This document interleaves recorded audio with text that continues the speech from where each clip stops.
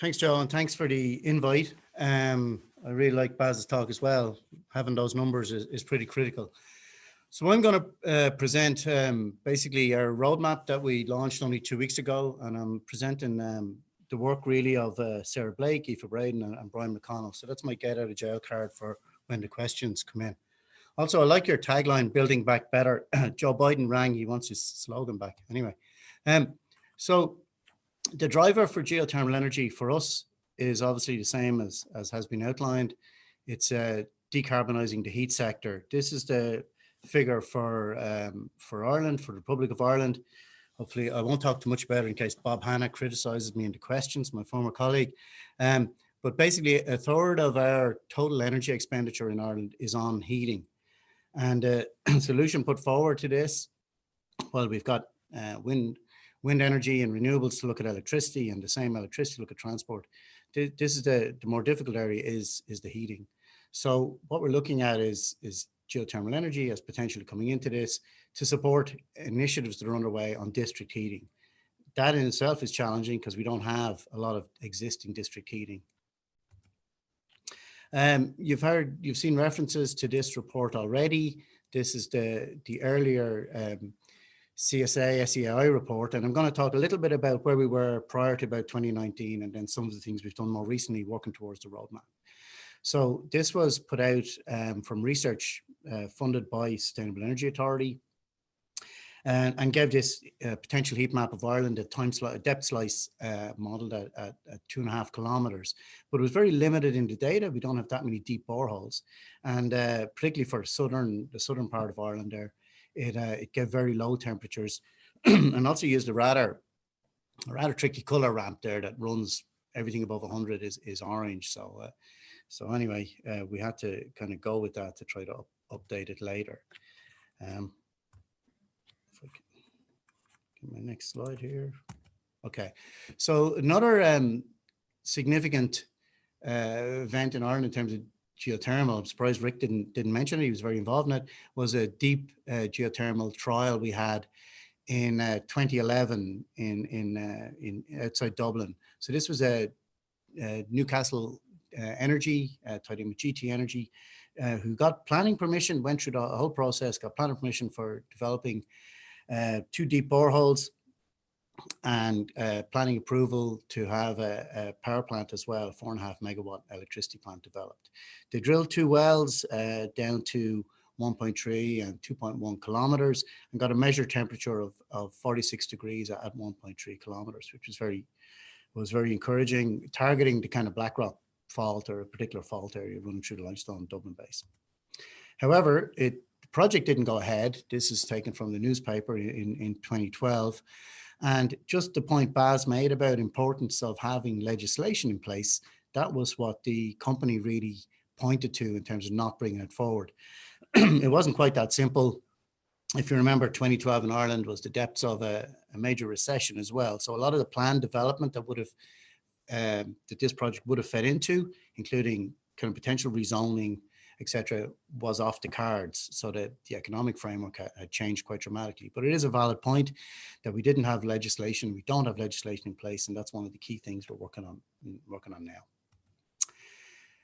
In terms of research, one of the most significant pieces of research was Science Foundation Ireland funded a project called Iritherm from 2005 to 2009, led by Dublin Institute of Advanced Studies, involving quite a bit of geophysics, but also geology, looking at the potential different basins, potential for hot granites, looking at warm springs, and carrying out geophysical investigations, modeling, sampling, and importantly, Sarah Blake's PhD, and she's now working with us and driving geothermal for us.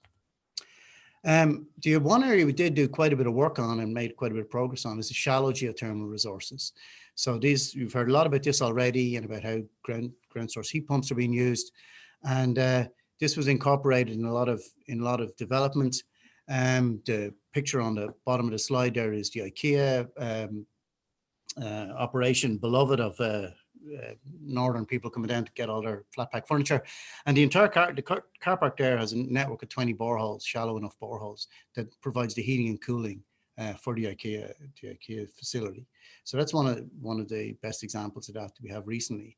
But GSI produced geothermal suitability maps. We've seen examples of similar ones that have been produced in Northern Ireland, and a homeowner's guide to ground source heat, shallow geothermal energy. They're all have all been up online and used extensively since 2015. So in the shallow, we had done quite a bit of work.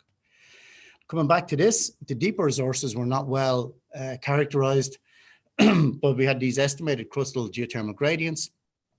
And essentially we were trying to develop the argument or look again at the low enthalpy geothermal setting, whether it be suitable for large scale heating applications. So what happened next? Well, the Climate Action Plan was published by the department we're part of now, Department of Environment, Energy and Climate Action, or no, wrong. Environment, Energy and Communications, something like that. It changes every election. So they issued the Climate Action Plan, and we were able to include in that examining as an action to examine the potential of geothermal to contribute to district heating in Ireland and develop a roadmap. So we set that ourselves as a target, managed to get it included in the Climate Action Plan, and that really drove our program to work towards that target. You can see highlighted as well is a policy framework for district heating in Ireland, which was developed by the Energy Division within our department, not necessarily looking at geothermal at all, but working on trying to develop district heating. And they have funded, through things like the Climate Action Plan, some work some considerable work in that regard. And this Climate Action Plan actions then fed into our department statement strategy, and then we were able to drive it forward within our GSI business plan. So how do we fill the gaps? Well, one of the most useful things we did, and it's a bit like what you're doing today, is working on, is we ran a workshop. So we ran a workshop on deep geothermal in Ireland, past, present, future. We did that September 2018. Sarah Blake and Aoife Braden pulled this together, and that was a review of everything that had gone on. It also looked at some international experience. We had Arup, the engineering firm, looking at projects they'd worked on. We had examples of European research projects, and we had a senior advisor for the Swiss government come and talk to us about the sums that they're putting in and what they had to do legally and on the research side to drive it forward, because we had got involved at that stage in a European Euronet research project called Geothermica, and that kind of made the Swiss link, and then we were able to bring that forward. And a bit like hopefully your workshop is today, this was kind of a useful step in kind of moving forward, bringing people together and giving us a bit of a focus. Just then, in terms of for GSI, we also got involved in some projects in collaboration with our other geological surveys within Europe. So we have again, it's an ERA net, but this one is focused on Geological, GeoERA, and BGS are involved in this as well. And there were some particular projects focused in the geothermal areas. One is called Hotline, and that's looking at carboniferous basins, or carbonate basins rather, across Europe, including, for us, we're looking at the Clare Basin, but particularly at Dublin and the Lough Allen Basin, and working together with our European counterparts on modelling, providing information to feed into that for suitability. Now out of that has come 3D models for both Dublin and Lough Allen. Some of this work we've done in association with researchers such as the ICRAG researchers looking at the Lough Allen data. There was reference earlier to the Big Dog well. That was when the oil and gas exploration was taking place in the 80s in Lough Allen, and it was the seismics from that was used for some of this modelling. But again, also for Dublin modelling, which is more relevant to geothermal because you've got the heat demand.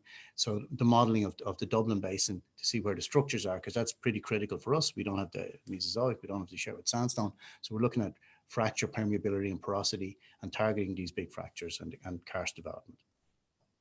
So some of the outputs from this work has been models of reservoir thickness, temperature at the top of the reservoir, and heat in place. Purposely isn't the scale bars on these because we don't have them very well calibrated, but we're able to work, again, using the same methodology our European colleagues are providing to provide this information. Another project or another aspect to this on Hotline is looking at prospect evaluation, usable heat calculations, and compiling case studies and lessons learned. And I hate to be a buzzkill on the project, but there's been some major projects that didn't work in geothermal. This is one from Munich, where it's over 5 kilometers of a drill hole, 148 degrees at the base of the hole, which is grand, but over 55 million euro invested, but did not get the permeability and the flow rate, so failed. So critically for us in carbonate basins, you need to get the fractures and major fractures. And then you also need this robust policy and regulation for investor confidence. And like what Bassett said, to de-risk projects, you need a legislation in place and the planning in place, which isn't a geological issue, but it's something we can feed into. Another project on that we're involved in again as part of the GeoEra collaboration is this MUSE project, managing urban shallow geothermal energy. This is coming back to the shallow area again, and this is looking at the shallow geothermal potential in urban areas. And we're looking at Cork in this, and a bit like Rick showed in his slide, some of the Glucksman Gallery, which uses shallow geothermal energy in Cork. So the gravels in particular in the basin in Cork are well known as potential for this. So we're looking at that and actually carrying out further research on them. There's been 3 rounds of sampling at 13 boreholes.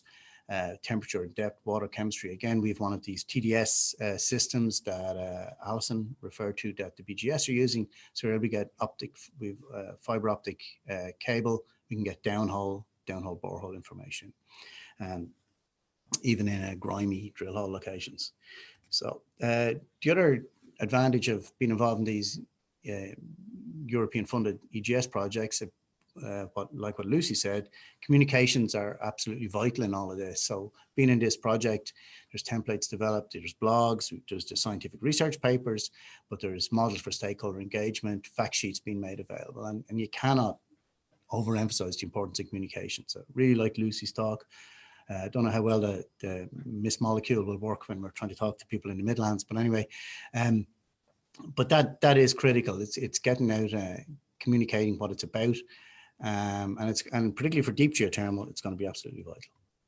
So the other thing we've done is we've funded geothermal research. So through GSI, both funding ourselves and then particularly in collaboration with other funding agencies, and I'm going to list off a bunch of projects here, which all have the trendy academic acronyms, but the slides will be available afterwards. You can go look up the projects. So things like everything from short calls to longer PhD and postdoc projects, looking at all sorts of different aspects of like thermal properties, testing methodologies, looking at and some of these Rick has been involved in actually as well, looking at these standing columns that he showed, novel drilling techniques, Rick's company and the company GDG on the engineering side, and I echo the point earlier, Mike Stevenson's about involving the engineers. There's a lot of engineering issues here, and again, you can move the dial forward a little bit or move it forward a little bit on the collaboration side. On the deeper side, and we've got our geological mapping and our TELUS geophysics, which Mari and GSNI were first to complete, and we're still rolling out, which help us to inform the understanding of the deep geology. And this ties into our understanding of the deep geology and the deep geothermal potential. So again, building on that, you have things like this 3D atlas of temperature, the subsurface that DIAS, Dublin Advanced Studies, are working on. And then you've got Deep Geo, another project targeting the TELUS data sets, and another project looking at carboniferous paleokarst as a potential, very much looking at it from a fairway play analysis, oil company style analysis for geothermal potential. A whole series of projects here. Like I said, I'm not going to go through them all. Some funded in collaboration with the Sustainable Energy Authority, and some under the ERANET I mentioned, Geothermica. The Geothermica one is interesting because as an ERANET, we make certain funds available for the Ireland part of it, which Irish researchers can then tap into. They're part of a much bigger network. And as we've seen from BAS and from others, a lot of the other European countries are well ahead of us on this, and particularly the Dutch. I love their national seismic program. If I could get one of those, I'd be happy. So that allows them then to piggyback on that expertise and localize it here and again, move things forward here. The bottom one there, Geoenergy Europe 2, I want to mention Geoenergy Europe, because that's a little bit different, but again, it's another advantage or another leverage project where we have a business cluster called Geoscience Ireland, where we've been working with now 40 SMEs and companies in the geoscience sector to help them collaborate and win work overseas and for job creation, etc. And that group, under that group, they have got involved in a collaborative European research project to get SMEs who are working in the geothermal sector to work together sharing their know-how and developing the service offering in, globally. So that's again something another the Irish companies involved then develop that expertise, and they can bring that back home. This map has been shown quite a lot already. It's work that was done under the IRA originally and followed up by Ben Mather and his colleagues, and actually is published now. But the difference is we had to adjust the actual color ramp to make it match the CSA map so that you can see how the modeling has changed. So really it's just more information, more borehole data incorporated, and better geophysics and modeling. But the encouraging news for all of you in Northern Ireland is that Northern Ireland is hotter than the rest of the country. You've got your Sherwood sandstones, you've got the volcanics and the Atlantic opening effect. So it's definitely warmer and definitely better potential. But it shows plus 60 degrees across the country, and that's at 2.5K, and that's modeled. So the idea is to work on that and to improve it as more data becomes available. So how are we progressing? Well, this slide shows the barriers on one side and then what we're trying to do to tackle them. I'll sort of come back to this at the end, but there's the geological uncertainty, and I've listed all the research we're involved in, and then developing our own program to try and deal with this. There's no doubt about it, the high capital expenditure up front is a real challenge, but we're looking at improved drilling and lots of R&D and, looking at best practice internationally. The general lack of awareness, this comes to Lucy's point on the comms, and we've awareness campaigns out there. And then really the awareness to include geothermal in the energy mix, to include it as an option. As Rick said, rather than bolting it on afterwards, to try and get it into the minds of the planners, the minds of the developers. And there's a brilliant district heating group, CODEMA, here in Dublin, who are doing a lot of work on developing district heating. The lack of regulation and policy, and our department developing a framework on that, which will link with the planners for subsurface management. And then it's a new technology to Ireland. So what it needs is pilot projects. For district heating, there are 2 pilot projects in development. This is through this, championed by this group, CODEMA, and funded under the Climate Action Fund here. One is taking waste heat from a data center in South Dublin. The other is taking waste heat from the waste to energy plant, things that used to be formerly called incinerators, here in Ringsend in Dublin. And the idea would be they will run as district heating, and then geothermal could potentially be an added heat source for that. We're also, as Mary said, looking at geothermal pilots planned, and looking for to tap into funding on that and tapping into international experience.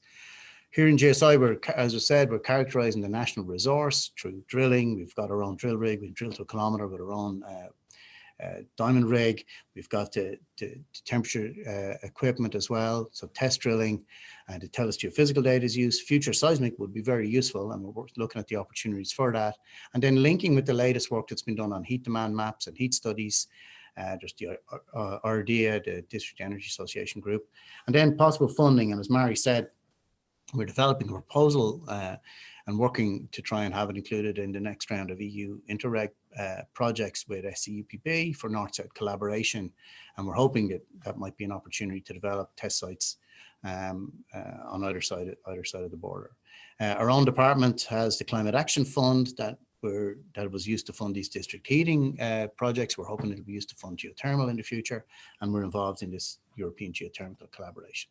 So we went from the Climate Action Plan to the Statement of Strategy to producing our 2 documents from the roadmap on the geothermal energy, a roadmap for policy and regulation, drafted within our division, but on the policy side, and then an assessment of geothermal energy for district heating in Ireland, which is more on the geological side and the scenarios.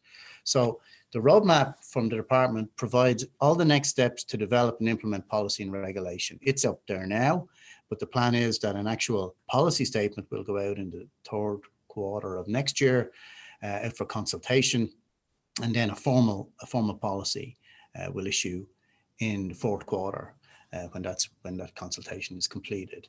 And then the next stages of that is to go to develop the legislation. There was draft legislation was put in place back in 2011, so they can revitalize that. And there's actually a dedicated geoscience policy unit now with restructuring the department, and this is one of the things on their business plan. And then we've produced a document that gives you the background information about energy, what geothermal energy is, because for the Irish market, some international case studies, some of which have been referenced already, and then assessment of the potential resource in Ireland, and then the needs, the barriers, the opportunities, a bit like what we've been talking about. So lots of next steps, a lot of the kind of things we've heard other people refer to. Like I said, we've got a dedicated policy unit and then a regulatory office, and they're really keen, or now they're working with us on geothermal. For GSI, it's getting the test drilling, the data collection, the updated modeling, funding for the working with other partners to fund and engage in further research, and then the external partners for research, data support, models, etc. And then GSI's role, a bit like GSNI's role, is to act as a knowledge and a data center for it, and then advisors for the government and all this. And all these topics to tackle, which are the things that were listed already, really. Everything from the geological data, which is only one part of the puzzle. The economic feasibility, I really like Baz's business case there, where you had the economics included for 2 alternative approaches to the building. Working on financial supports and incentives. Interesting to hear that the Dutch aren't giving financial supports for that. They're putting the money into the research. Test drilling, demo projects, like we said, and then integrated with these 5th generation district heating networks like we heard about earlier on. Public acceptability, the comms that Lucy spoke about, environmental studies, and education outreach. So lots to do, and that's where we're at in Dublin.